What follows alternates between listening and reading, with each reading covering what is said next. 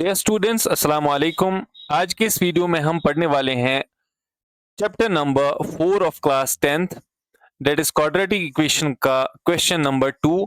और ये exercise number 4.1 में से है। क्वेश्चन नंबर 2 है, represent the following situations in the form of quadratic equations. यहाँ पे सिचुएशंस गिवन है और इनको रिप्रेजेंट करना है in the form of quadratic equations. ठीक है, अभी पहली जो सिचुएशन है वो है the area of rectangular plot is 528 metre square. एक रेक्टेंगुलर प्लॉट है और इसका जो एरिया है वो कितना है, 528 मीटर स्क्वायर।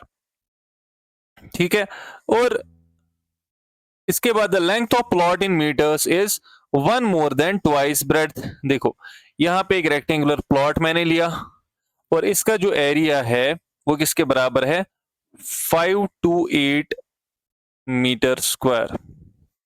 ठीक है, साथ में बोल रहा है इसकी जो लेंथ है वो ब्रेड से एक ज्यादा है, लेकिन अगर ब्रेड को ट्वाइस करेंगे तो उससे एक ज्यादा है। ठीक है, अगर हम ब्रेड को x मानते हैं, ठीक है, हम लिखेंगे दैट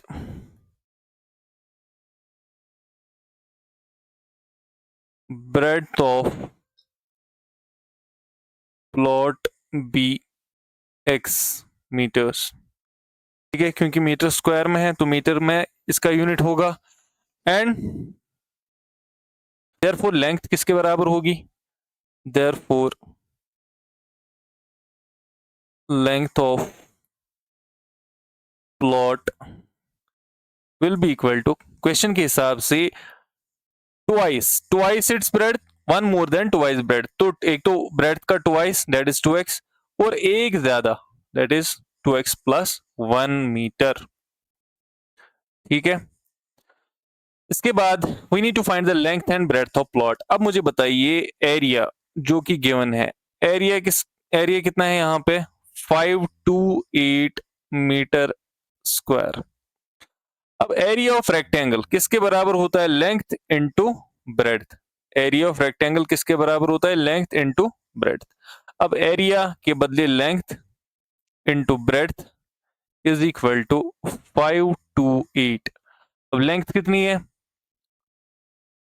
2x प्लस 1। ठीक है, और ब्रेड्थ कितनी है, x which is equal to 528।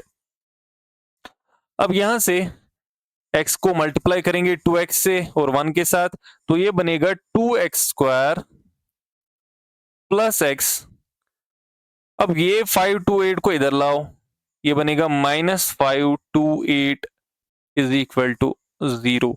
तो ये है इस सिचुएशन की क्वाड्रेटिक फॉर्म में रिप्रेजेंटेशन। ठीक है, तो हमें यही करना था कि बस हमें ये देखना है in the form of quadratic equation इनको बनाना है। तो हमने इनको क्वाड्रेटिक इक्वेशन की फॉर्म में बना दिया। ठीक है, तो इसके बाद सॉल्व नहीं करना है, सॉल्व नेक्स्ट एक्सरसाइज में करेंगे। तो अभी आते हैं पार्ट नंबर 2 पे। The product of to consecutive positive integers is 306। दो पॉजिटिव इंटीजर्स हैं और ये कंसेक्यूटिव है, दैट मीन्स एक दूसरे के बाद आते हैं ये। We need to find the integers. अगर हम यहाँ पे लिखेंगे एक इंटीजर x मानते तो दूसरा कितना होगा, बिल्कुल इसके बाद ही है तो x प्लस 1 होगा। तो हम यहां से लिखेंगे लेट 1 पॉजिटिव इंटीजर bx, ये हम x मानते हैं। ठीक है, देयरफॉर अदर पॉजिटिव इंटीजर किसके बराबर होगा, will be equal to x plus 1। अब समझते हैं क्वेश्चन के हिसाब से, अकॉर्डिंग टू क्वेश्चन के हिसाब से इनका product that is x into x plus 1, ये किसके बराबर है, 306 के बराबर। ठीक है, x इंटू एक्स कितना होता है, एक्स स्क्वायर, x इंटू 1 कितना होगा, x इज इक्वल टू 306। 306 को ट्रांसपोज करो, ये आएगा x square plus x minus 306 is equal to 0। तो ये हमारी क्वाड्रेटिक फॉर्म है इस इक्वेशन की, ठीक है। तो ये क्वाड्रेटिक इक्वेशन बना दी हमने। अब इसके बाद third part, Rohan's mother is 26 years older than him. Rohan की जो माँ है वो उससे 26 ईयर्स ज्यादा बड़ी है। The product of their age in years, उनकी जो एज का प्रोडक्ट है 3 साल बाद वो कितना होगा, 360 होगा।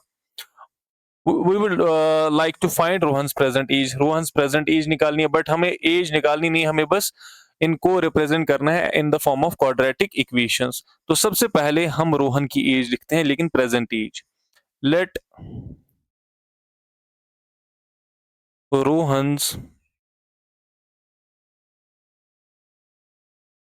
Present age be x.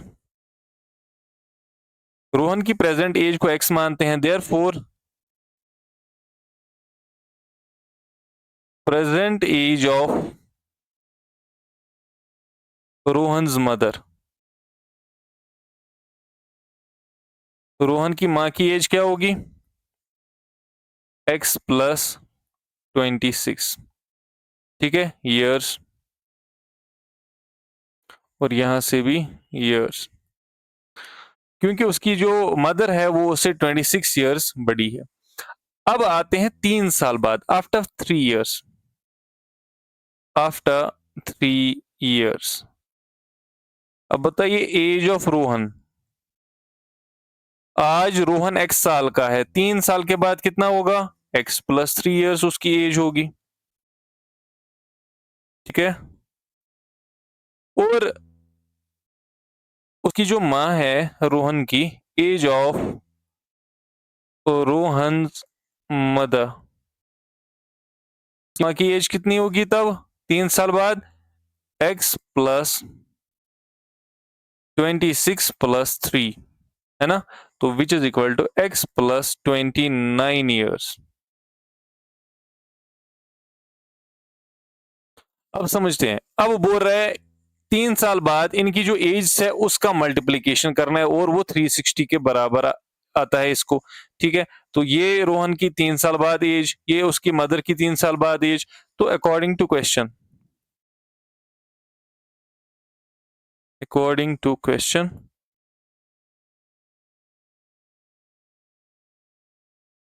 x plus 3, that is Rohan की एज 3 साल बाद, और x प्लस 29 जो है वो किसके बराबर आता है, 360 के बराबर।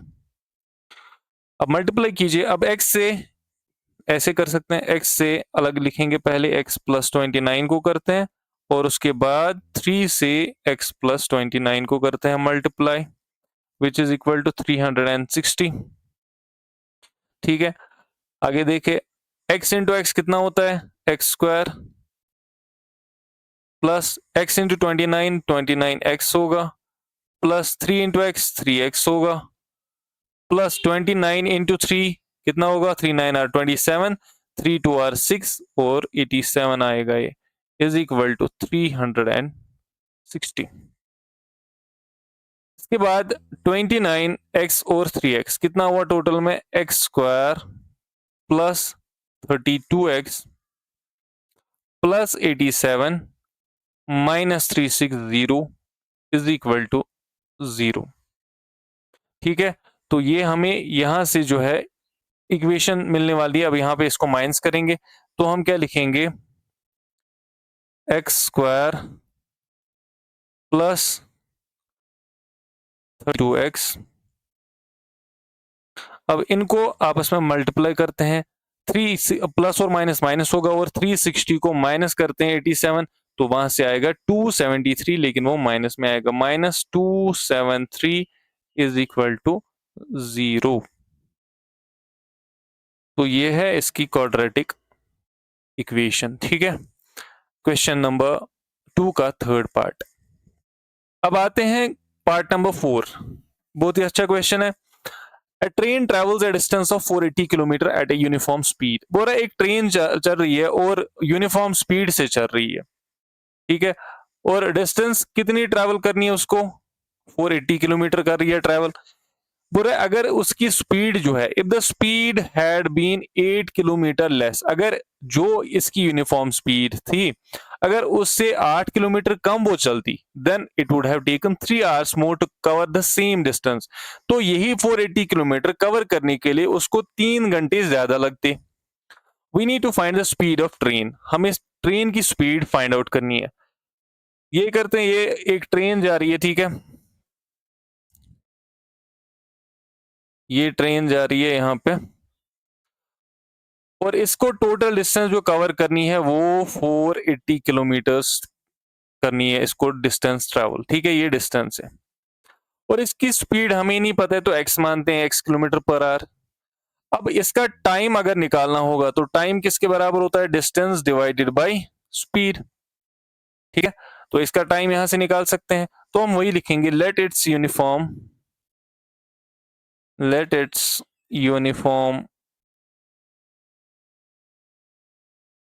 स्पीड बी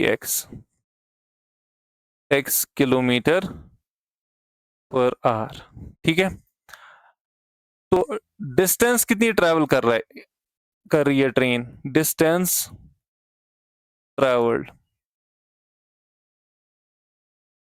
कितनी डिस्टेंस ट्रैवल कर रही है train, 480 kilometre. Therefore time taken, time taken किसके बराबर होता है, डिस्टेंस ट्रैवल्ड या कवर्ड डिवाइडेड बाय स्पीड, वो होगा बराबर डिस्टेंस ट्रैवल, कितनी डिस्टेंस ट्रैवल कर रहा है 480 डिवाइडेड बाय उसकी स्पीड कितनी है x, ठीक है। यहां से इसको इरेज करते हैं, तो डिस्टेंस डिवाइडेड बाय स्पीड। अब लेकिन अब कंडीशन को समझते हैं, बोल रहा है कि अगर स्पीड जो है वो 8 किलोमीटर लेस होती, तो अकॉर्डिंग टू क्वेश्चन,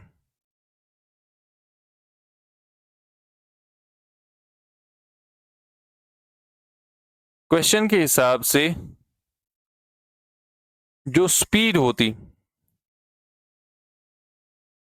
वो कितनी होती, x माइनस 8, ठीक है। अब डिस्टेंस सेम ट्रैवल करना था तो टाइम इसको कितना लगता, तो टाइम टेकन किसके बराबर होता है, इसको टाइम टेकन यहां पे लिखा हुआ है, अब इससे 3 आवर ज्यादा, दैट मींस 480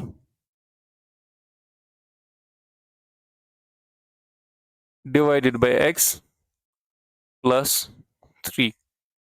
ये पॉइंट समझना बहुत जरूरी है, बिकॉज ये इनिशियल टाइम था जो उसको लगता अगर स्पीड x होती, लेकिन अगर स्पीड अब x माइनस 8 होती तो टाइम कितना लगता है इसको, 480 डिवाइडेड बाय x प्लस 3। अब यहाँ पे फाइंड आउट, अब टोटल में ये बताइए, देखो यहाँ पे मैं लिखूंगा speed is equal to distance divided by time. अब स्पीड इंटू टाइम किसके बराबर आएगा, डिस्टेंस के बराबर, ठीक है। तो हम लिखेंगे also speed into time is equal to distance. Speed किसके बराबर, इसकी स्पीड कितनी है, x माइनस 8 सेकेंड कंडीशन में, x माइनस 8 स्पीड है, इनटू टाइम इसको कितना लग रहा है 480 divided by x plus 3, distance कितनी है 480, ठीक है। तो अभी इसको सॉल्व करके देखते हैं और इसका आंसर आएगा, ठीक है। तो इसको कैसे सॉल्व करेंगे, x माइनस 8 इंटू ये क्या बनेगा, ये 480 प्लस x इंटू 3 हुआ 3x divided by x is equal to 480। अब ये x उधर जाएगा तो मल्टीप्लाई हो जाएगा, ये बनेगा यहां से x minus 8 into 480 plus 3x is equal to 480x, ठीक है। अभी इस x से पहले इन दोनों को मल्टीप्लाई करते हैं, फिर इस माइनस 8 से इन दोनों को मल्टीप्लाई करते हैं, तो ऐसे आएगा x इंटू 480 प्लस 3x और फिर minus 8 into 480 plus 3x is equal to 480x। एक स्टेप मैं इसलिए दिखा रहा हूँ ताकि आप अच्छे से अंडरस्टैंड कर पाओ। आप चाहो तो ये स्टेप जो है बाद में एग्जाम में स्किप कर सकते हो, आप डायरेक्टली यहाँ से लिख सकते हो x इंटू 480 कितना आएगा 480x plus 3x into x कितना आएगा 3x square minus 8 zeros are 0, 8 8 are 64, 4 6 is carry, 8 4 are 32, 32 plus 6 is 38, 3840। अब 8 इंटू 3 कितना होता है minus 8 3 are 24x is equal to 480x। यहां से 480x और 480x कैंसिल होगा, क्या बचेगा 3x square minus 3840 minus 24x is equal to 0। हम चाहे तो 3 कॉमन ले सकते हैं इसको, तो यहाँ पे बचेगा खाली, या फिर ये भी लिख सकते हो डिवाइडिंग बोथ साइड्स बाय 3, वो भी आप लिख सकते हो, यहाँ कॉमन ले लो। तो अगर हम 3 को कॉमन लेंगे यहाँ पे बचेगा, यहाँ पे खाली एक्स स्क्वायर बचेगा, ठीक है।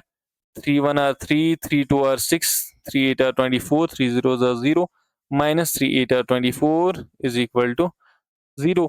अब 3 इधर जाके डिवाइड हो जाएगा, यहाँ पे खाली बचेगा x square minus 8x minus 1280 is equal to 0। तो ये है हमारी क्वाड्रेटिक इक्वेशन इस सिचुएशन की, ठीक है। तो आई होप ये जो है आपको समझ आ गया होगा। अगर आपको अभी भी समझ नहीं आया तो प्लीज वीडियो को रिपीट, इस पार्ट को रिपीट कीजिए और वीडियो को देखिए, आपको समझ आ जाएगा। Thank you very much for watching this video.